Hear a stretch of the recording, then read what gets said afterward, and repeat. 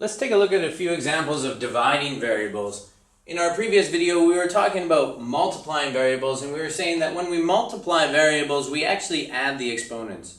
Well, the opposite is actually true when we divide variables, is that we're going to subtract the exponents. But sometimes it gets a little bit tricky when we have ones like this one here, and I'm going to explain how that one works in just a minute. But let's start with this one. On the top here, I've got 8k to the fifth, and I've got 2k to the power of 3. Now again, if you want to write it out in the product form, this would mean the same thing as 8 times k times k times k times k times k. So I've got 5 k's that are going to be multiplied by each other on the top, and they're going to be times by 8. On the bottom, I would have 2, and I'm going to times it by k times k times k.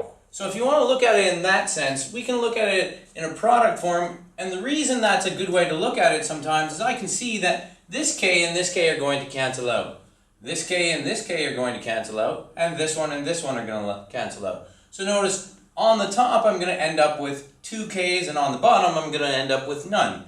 Well, I know also from dividing and simplifying that I should be able to simplify this to 4 over 1. So at the end of the day, I'm going to be left with a 4 on the top, and I'm going to be left with 2 k's, and really just a 1 on the bottom. So I can rewrite this one in a simplified form as 4k. Remember, I've got 2 of them, so it's going to be squared. And if you wanted to put it over 1, you could, but I don't need to, as that's signifying that I've already got it over 1 as a fraction. So 4k squared would be the simplified version of this one once I divide through my numbers, my coefficients, and my variables. Let's take a look at this example. In this example here, I've got 6 over 8. So I still have to simplify my coefficients, but I'm not going to get a nice even round number, whole number, like I would over there. In this case, when I simplify this, and this goes back to our first unit of simplifying fractions, I'll end up with 3 over 4. Now I need to find out what I need to do with my b's here. Let's just write it down on the top here that I've got b times b on the top. And on the bottom, I've actually got b times b times b times b times b on the bottom. So let's extend this line so we can see what's actually happening. Now if we do the same thing as before, I'm actually going to cancel out these b's there. And as you notice, I'm left with no b's on the top, and I'm left with 3 on the bottom. To rewrite that, I would actually write 3 over 4 on the bottom, 3 over 4, as my fraction, and I would have 3 b's on the bottom, so b cubed.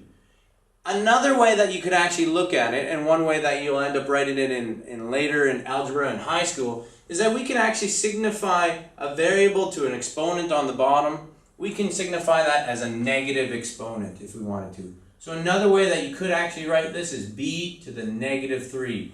And some of the students actually find that easier because if we just say that dividing variables is always subtraction, notice 5 times 3, I end up with k to the power of 2. Here, 2 minus 5, I know that 2 minus 5 should end up being negative 3, so I can either write my answer like this, or I can write my answer like this. Either way is correct. Okay? Let's take a look at this one. 3 over 5, there's nothing I can simplify in that one, so I'm just going to end up with 3 over 5.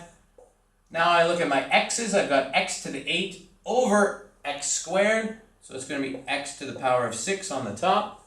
On the bottom, I'm going to end up with y over y to the 4th, so I'm going to end up with y cubed on the bottom, just like that. Now again, if you wanted to write it so that you have no exponents that are in the bottom of your fraction, I could rewrite this if I wanted to as 3 to the 5th, x to the power of 6, y to the power of negative 3. Now it doesn't matter which way you write it, both are correct as they mean the exact same thing. What we don't want to do is we don't ever want to write negative 3 on the bottom. In this case here, I've got lots going on. I've got coefficients and 3 different variables to different powers. So here I've got negative 10 over 6. I want to make sure I'm careful and make sure that I recognize that it's going to be negative. 10 over 6 will simplify to 5 over 3. 5 over 3, and I'm going to my variables. X over x squared will leave me with an x on the bottom. y to the fifth over y to the fifth, well, that's going to cancel out nicely. They'll completely cancel out.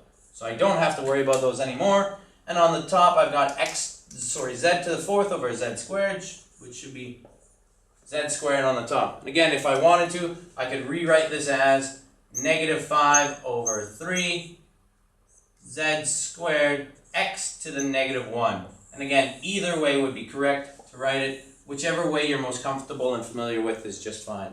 In our next video, we're going to take a look at factorizing of variables.